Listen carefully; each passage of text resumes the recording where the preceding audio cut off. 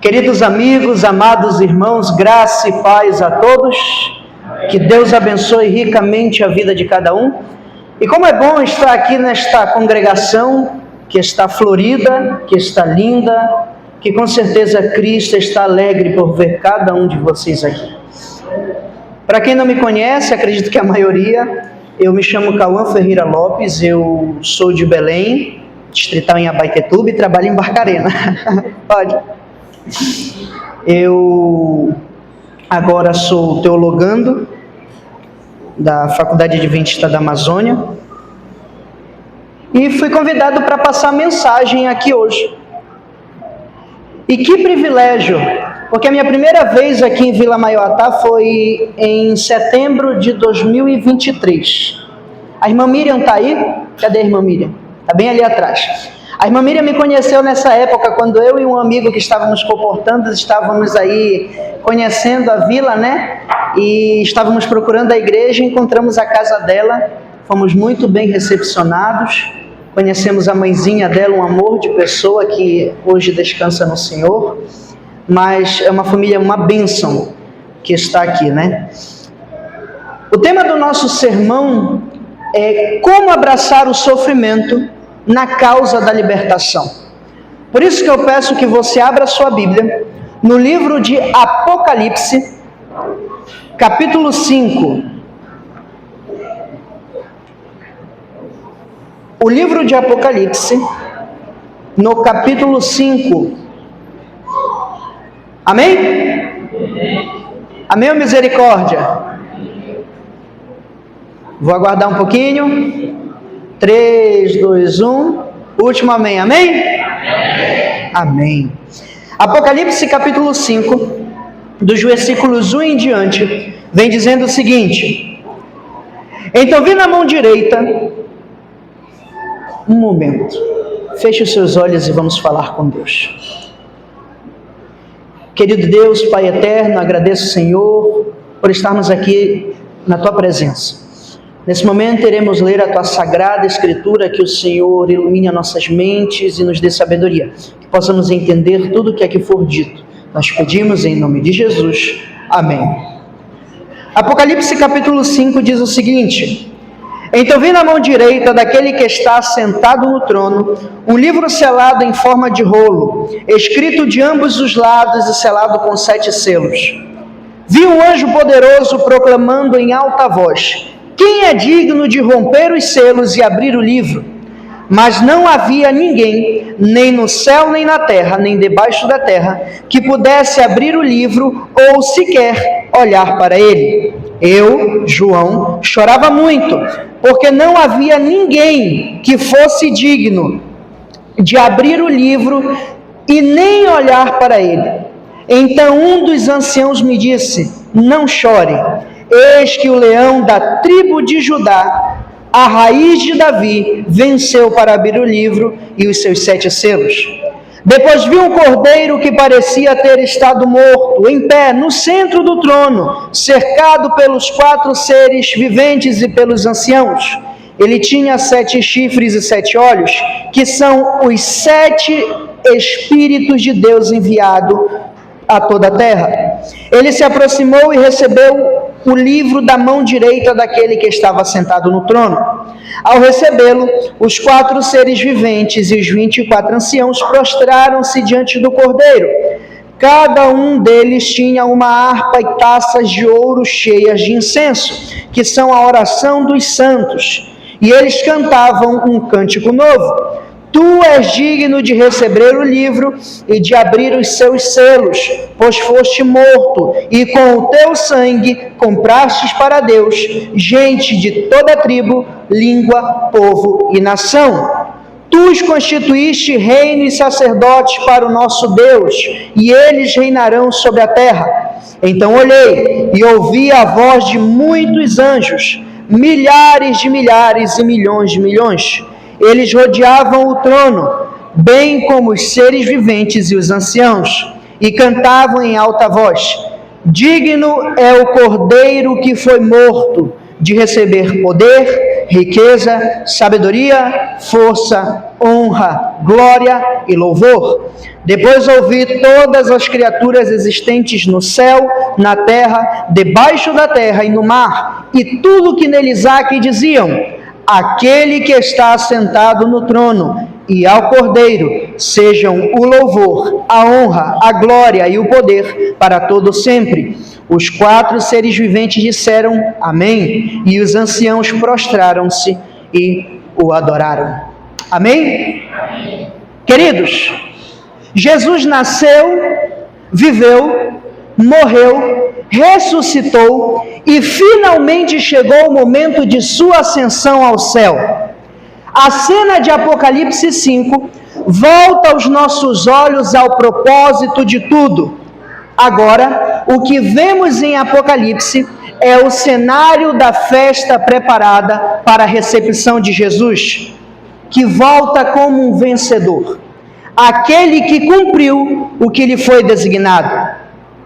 Note que no centro está o trono de Deus e no seu lado direito um livro selado com 7 selos.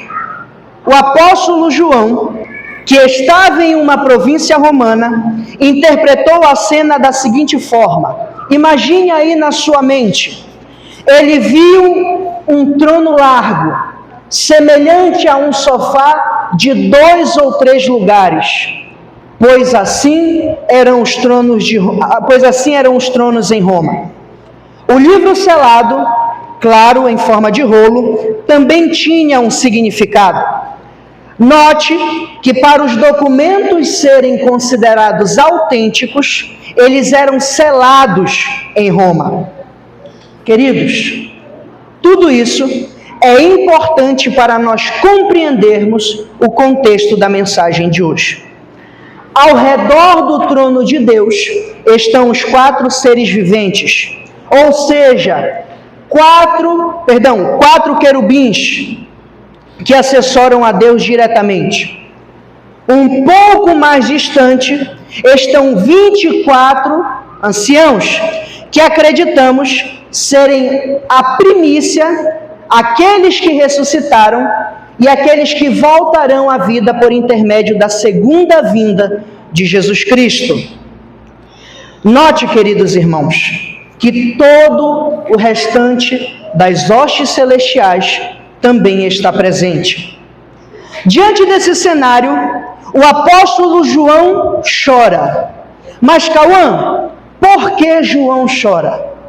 Porque ele não vê ninguém que seja digno de abrir o livro selado. Mas como entender isso?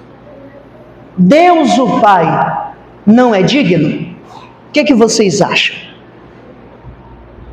O Espírito Santo não é digno? Bom, para entendermos isso, faremos uma breve viagem pela cultura do Antigo Testamento. Eu gostaria de contar para vocês uma história bem interessante, que é a história de Elimeleque e Noemi. Elimeleque e Noemi eram casados, e eles tinham 2 filhos, Malom e Quilion. Esses filhos, eles tinham a semelhança de todos os israelitas. O que, Cauã?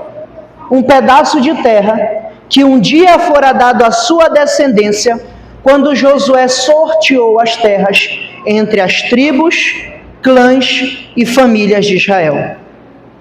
A terra era propriedade de Deus. O povo era apenas o usuário daquela terra, ou seja, era terra santa, não poderia em hipótese alguma ser vendida. Mas passou-se o tempo, Elimeleque contraiu dívidas gigantes e infelizmente aquele chefe de família, aquele sacerdote do lar, não tinha como pagar essa dívida. A única coisa que Elimeleque tinha era a sua terra. Diante desse cenário, o que fazer? A terra não podia ser vendida. o que restava aquele homem que tinha uma família para cuidar fazer? Bem, nas leis israelitas, queridos, haviam regras sobre isso. A terra poderia ser arrendada por um tempo determinado. Cauã, o que é arrendamento de terra? Um exemplo claro. Imagine que você está devendo um montante de dinheiro para uma pessoa, mas você não tem como pagar essa dívida. Mas você tem uma propriedade, um carro, uma casa, um terreno, uma fazenda. E você dá para aquela pessoa para que a sua dívida seja paga. Só que aquela pessoa ela não vai ficar permanentemente com aquela terra. Ela vai usar por um tempo que vai quitar a sua dívida. Então, esse era basicamente o sistema de arrendamento de terras no antigo Israel. A terra ela poderia ser arrendada por um determinado período de tempo. E a cada 50 anos existia uma celebração chamada Jubileu. Cauã, o que era essa celebração? Basicamente, a cada 50 anos, todas as pessoas que perderam as suas terras tinham reintegradas as suas posses, ou seja, elas reaviam tudo que haviam perdido pelo arrendamento, pelas dívidas. Era basicamente um jeito de Deus de trazer nivelamento social entre seu povo. Imagine o seguinte, imagine que alguém arrendava ou arrendou a terra no 20º ano após a última celebração do jubileu. Aquela pessoa só poderia ter a terra de volta 30 anos depois, na próxima celebração. E então, Elimeleque precisou usar desse recurso. Ele foi até o juiz da região, juntamente com a pessoa que iria utilizar a terra por um determinado período de tempo, e foi preparado o contrato de cessão de terra. Aqui é uma outra curiosidade. Cauã, como funcionava isso? Como funcionava o contrato de cessão de terra? Note que eram feitas duas vias do contrato de cessão de terra. Uma via contendo a extensão da terra, o tempo que ela iria ser usufruída pela pessoa que emprestou o valor e também ali outras descrições sobre a terra. Essa via era entregue ao usuário da terra. A outra via, contendo as mesmas informações, ficava com o juiz da região, que pegava aquele documento, enrolava e selava. Aqui nós temos um claro exemplo de documento selado semelhante ao que está à direita do trono de Deus. Passou-se o tempo, Elimeleque, Noemi e sua família foram morar em Moabe. Lá, seus filhos, Malom e Quilion, se casaram com Ruth e Orfá, respectivamente. Passou-se mais o tempo e, infelizmente, os 3 homens da família faleceram. E Noemi decidiu voltar para a sua terra natal. Ruth decidiu ir com Noemi. Agora, algo interessante que surge é que quando Noemi chega à sua terra natal, ela vê a sua propriedade, a sua terrinha, com outro cadeado na porteira. A sua casa pintada de outra cor. Nós não sabemos ao certo quanto tempo faltava para a última, ou melhor, para a próxima celebração do jubileu. Mas uma coisa nós sabemos: Noemi não podia entrar agora na casa dela, naquele momento. Então, o que fazer diante desse cenário? Diante desse cenário, haviam 2 possibilidades. A primeira possibilidade é ter o dinheiro para pagar pela terra dela e reaver para que ela pudesse entrar na casa dela. E o que vocês, pela leitura do texto bíblico, imaginam? Noemi tinha os valores? Sim ou não? De forma alguma. Então já descartamos essa possibilidade. A segunda possibilidade era encontrar o parente mais próximo que se dispusesse a assumir a dívida e pagá-la. Isso também era tradição no antigo Israel, conhecido como Lei do Levirato, que logo mais eu irei falar um pouco. Passou-se os dias, Noemi aconselhou Ruth a buscar alimento para ambas na colheita de Boaz, um homem rico e bondoso, parente dela. Ruth foi e pegou o alimento para ambas. Ruth e Boaz se apaixonaram e decidiram se casar. Cauã, quais são as implicações desse casamento? Haviam aí duas implicações, três, na verdade, implicações. Boaz teria que cumprir a lei do levirato. Primeiro, ele assumiria o lugar do esposo falecido de Ruth, que era Malom. Segundo, todos os filhos que Boaz tivesse com Ruth seriam registrados no nome do falecido e não do atual. E terceiro, ele teria que pagar pelo resgate da terra de Noemi sem receber nada em troca. Agora, aos olhos humanos, é um bom negócio ou não? Não é. Não é um bom negócio. Mas Boaz aceitou e fez. Queridos, havia ainda um outro problema. Boaz era o segundo parente mais próximo de Noemi e Malom. Segundo a lei e segundo a tradição, o parente mais próximo deveria renunciar ao seu direito de fazer a benfeitoria para que Boaz pudesse se tornar ali o resgatador de Noemi. E foi o que aconteceu. Quem lê o texto bíblico até vê que Boaz usou ali de um artifício para que ele pudesse renunciar à benfeitoria. E assim aconteceu. Boaz, então, foi até um juiz da região, pagou pelo resgate da terra de Noemi. O usuário que estava usufruindo daquela terra foi chamado e a ele foi entregue o valor proporcional pelo qual não haveria mais usufruto sobre aquela terra. Mas aqui cabem duas curiosidades interessantes. Primeira, se o usuário da terra não aceitasse devolver a terra, a ele seria imputado a pena de morte. Segunda curiosidade, se o usuário daquela terra já tivesse lançado a semente na terra, a terra só poderia ser devolvida após a colheita. Queridos, voltemos agora para o tema principal.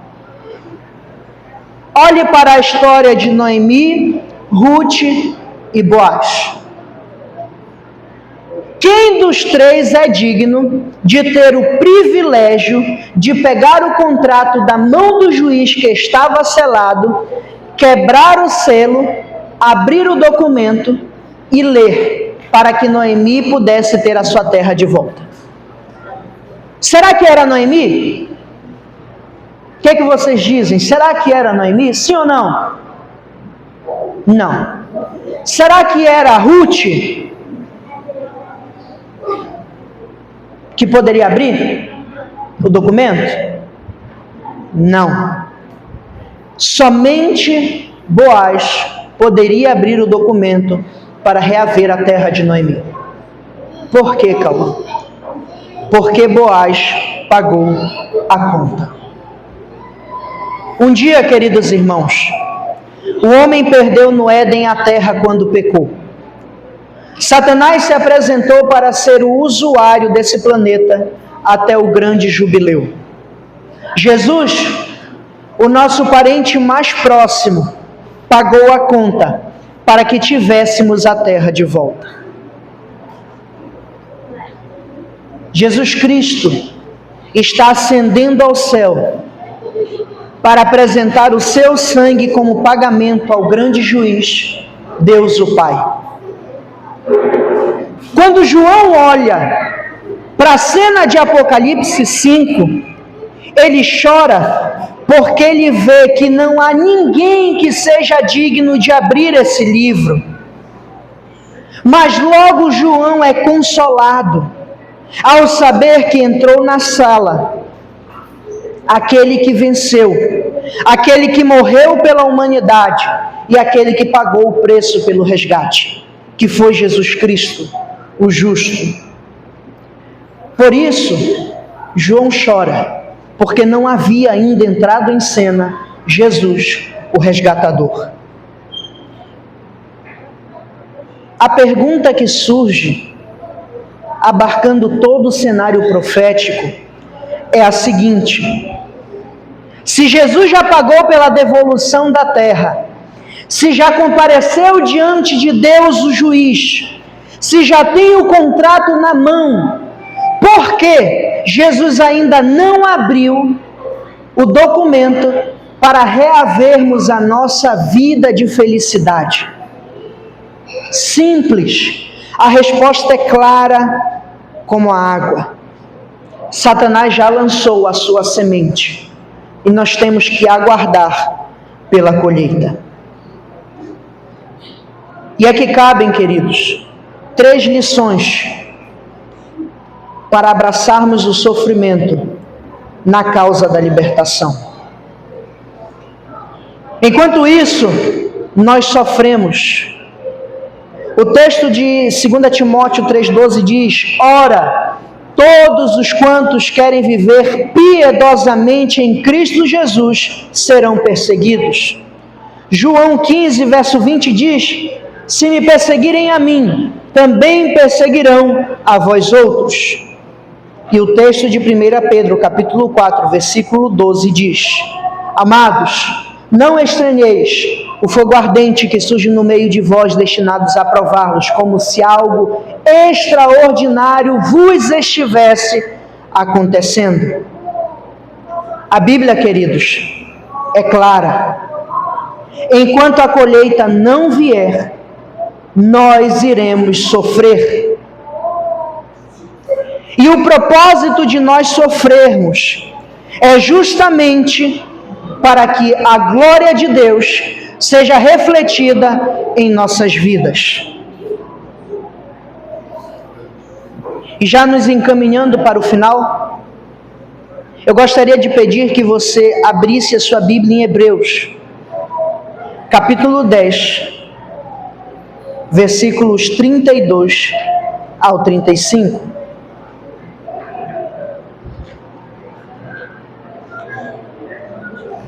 Hebreus,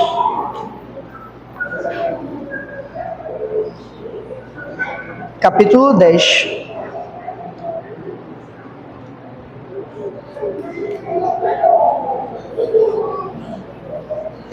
versículos 32 ao 35. Veja o que diz: lembrem-se dos primeiros dias, depois que vocês foram iluminados, quando suportaram muita luta e muito sofrimento. Algumas vezes vocês foram expostos a insultos e tribulações. Em outras ocasiões, fizeram-se solidários com os que assim foram tratados. Vocês se compadeceram dos que estavam na prisão e aceitaram alegremente o confisco dos seus próprios bens, pois sabiam que possuíam bens superiores e permanentes. Por isso não abram mão da confiança de vocês, ela será ricamente recompensada. Notemos aqui que alguns cristãos estavam na prisão por sua fé. E acontecem 2 coisas, uma nada incrível e a outra realmente incrível. A coisa nada incrível é que eles foram perseguidos e os seus bens foram tomados. Mas a coisa realmente incrível é que Jesus Cristo os deu alegria para suportarem tudo aquilo com força, garra e coragem. E queridos, eu espero que pelo resto da sua vida você esteja tão enraizado na mensagem bíblica que você seja capaz de dizer com convicção e confiança: eu conheci um modelo para sofrer superior do qual eu nunca tinha visto antes, e isso serviu de bênção em minha vida desde então. E isso é maravilhoso, porque todo o nosso sofrimento, como diz Paulo, é momentâneo, é transitório, para que a glória de Deus seja em nós manifestada. E com certeza, quando a provação vier e quando você for testado, você tem que estar tão enraizado em Jesus Cristo a ponto de aceitar tudo que vier com alegria. Esse é o propósito e com certeza é o milagre que todos nós esperamos. E o texto final que nós iremos ler é Romanos, capítulo 8, versículos do 31 ao 39. Abra sua Bíblia em Romanos 8, versículos 31 ao 39.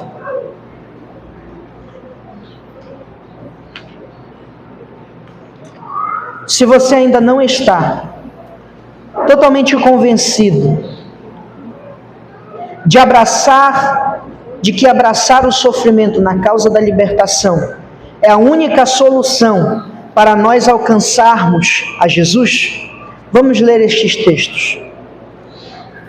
Que diremos, pois, diante dessas coisas? Se Deus é por nós, quem será contra nós? Aquele que não poupou o seu próprio filho, mas o entregou por todos nós, como não nos dará com ele de graça todas as coisas?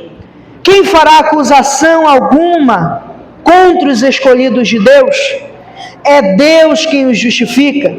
Quem os condenará? Foi Cristo Jesus que morreu e mais que ressuscitou e está à direita de Deus e também intercede por nós. Quem nos separará do amor de Cristo? Será tribulação ou angústia, ou perseguição, ou fome, ou nudez, ou perigo, ou espada, como está escrito: por amor de ti, enfrentamos a morte todos os dias.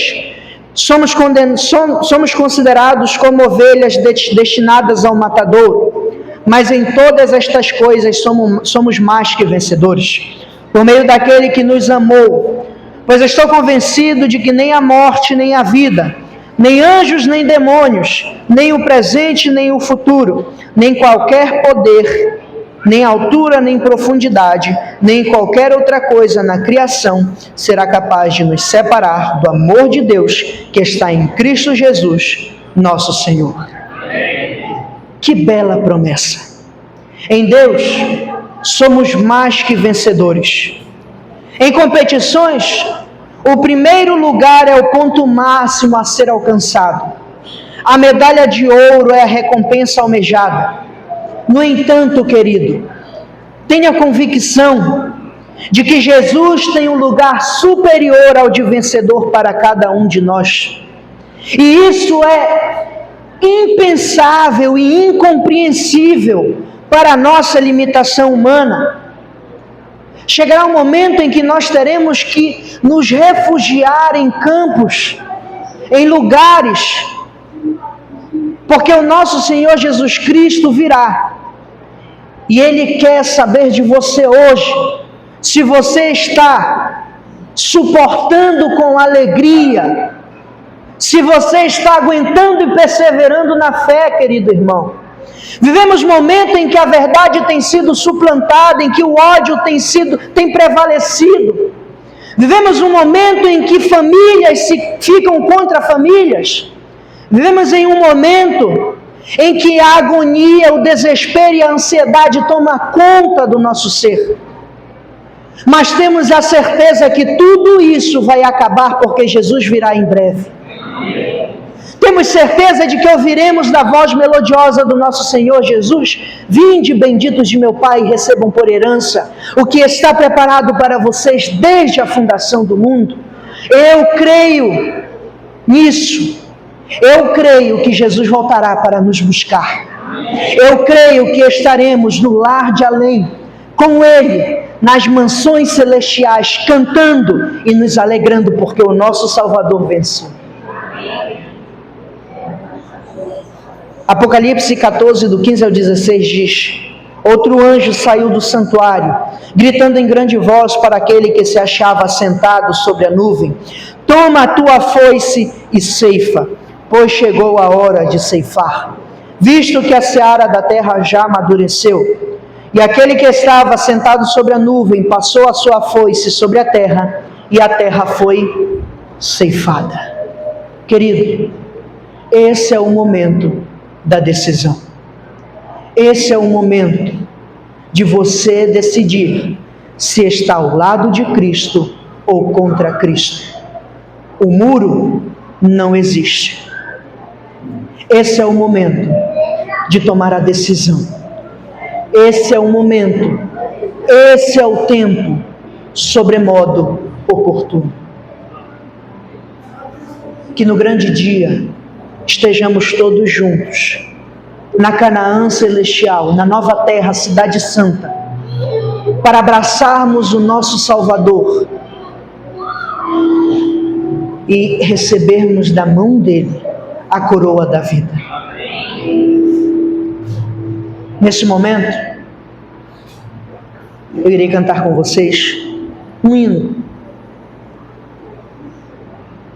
E esse hino ele vem falando sobre a festa que Jesus teve no céu e sobre a festa que será replicada na nova terra. Ao som da música, que todos cantem juntos. Vamos cantar.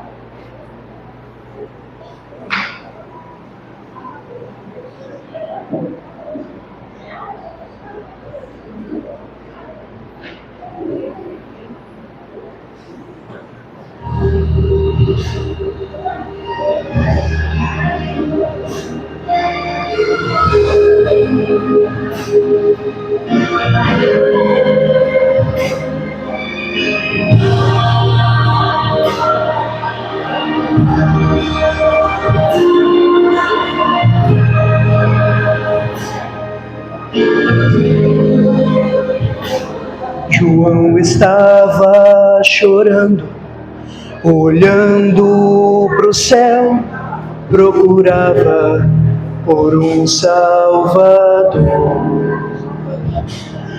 Pois ninguém no universo foi digno de abrir o livro do Deus e Senhor. De repente uma voz disse: não chores mais, pois alguém se mostrou vencedor.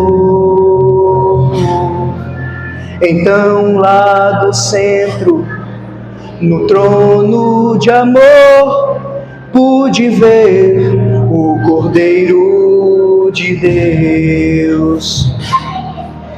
E todos cantaram: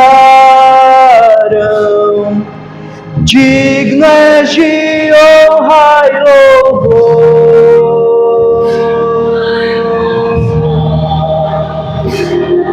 O universo se uniu, louvando ao Senhor.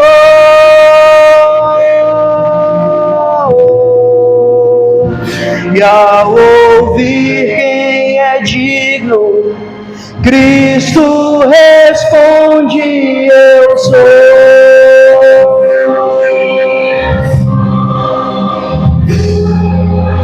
Glórias para sempre ao Cordeiro de Deus. Agora abra sua Bíblia e os olhos também. Nós estamos no tempo do fim. Não fique surpreso se Ele hoje voltar para levar seus filhinhos pro lar. Não use desculpas de alguém que deixou de buscar salvação no Senhor. Volte agora e peça perdão, aleluia, haverá salvação. Então cantaremos, dignas de honra e louvor.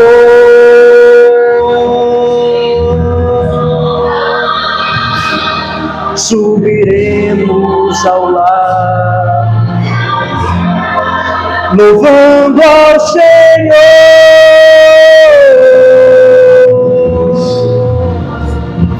e ao ouvir quem é digno, Cristo responde: eu sou.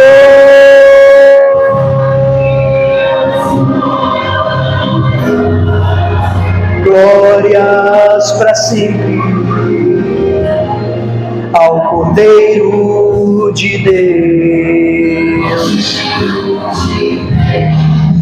Então cantaremos, dignas de honra e louvor.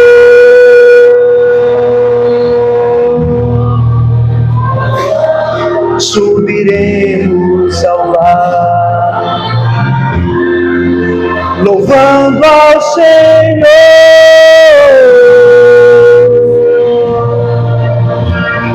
e ao ouvir quem é digno, Cristo responde: eu sou.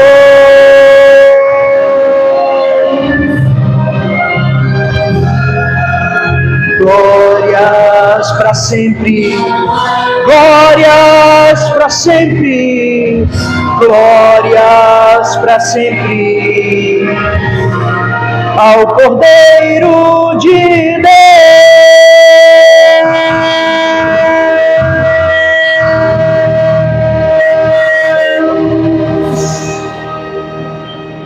Amém. O grande conflito terminou. Pecado e pecadores não mais existem. O universo inteiro está purificado. Daquele que tudo criou emanam vida, luz e alegria. Desde o minúsculo átomo até o maior dos mundos, todas as coisas, animadas e inanimadas, declaram em sua serena beleza e perfeito gozo que Deus é amor. Que bênção! Feche seus olhos, curve as suas frontes e vamos falar com o Pai eterno. Querido Deus, bondoso Pai, agradecemos, Senhor, imensamente pelas bênçãos que o Senhor tem nos concedido. Ó Pai querido, vivemos aqui neste mundo, um mundo de luta, dor e sofrimento. Não aguentamos mais, Pai querido, vivermos neste mundo, porque ele é um mundo que já caminhou para o abismo. É um mundo que se afoga em prostituição, promiscuidade, é um mundo que se afoga em tudo que não vem de Ti. Pai querido, nós queremos muito estar com o Senhor na Canaã Celestial, a cidade santa. Ajuda-nos, Senhor, a perseverarmos, ajuda-nos a continuarmos a caminhada da fé, ajuda-nos a combater o bom combate. Por favor, Pai, que essa mensagem fique enraizada em nossas mentes, que possamos no grande dia, que possamos naquele imensurável dia, ouvir a Tua voz linda, dizendo que estamos salvos. Que o Senhor nos leve em segurança para os nossos lares. Que o Senhor abençoe a igreja de Vila Maiortá. Que o Senhor abençoe os seus membros, guarde e proteja cada um. Que o Senhor derrame sobre nós a porção dobrada do Teu Santo Espírito e que possamos ficar firmes até o fim. Obrigado, Pai. Nos dê um ótimo almoço. Que fiquemos e que tenhamos um ótimo sábado em Tua presença. Nós te pedimos, Pai querido, Deus amado, nós te agradecemos por nome do Teu Filho amado Jesus. Amém. Que o Senhor te abençoe e te guarde. Que o Senhor faça resplandecer o seu rosto sobre ti e te dê a paz. Que o Senhor volte o seu rosto para ti e te dê a graça. Que Deus abençoe ricamente. Foi um prazer estar aqui.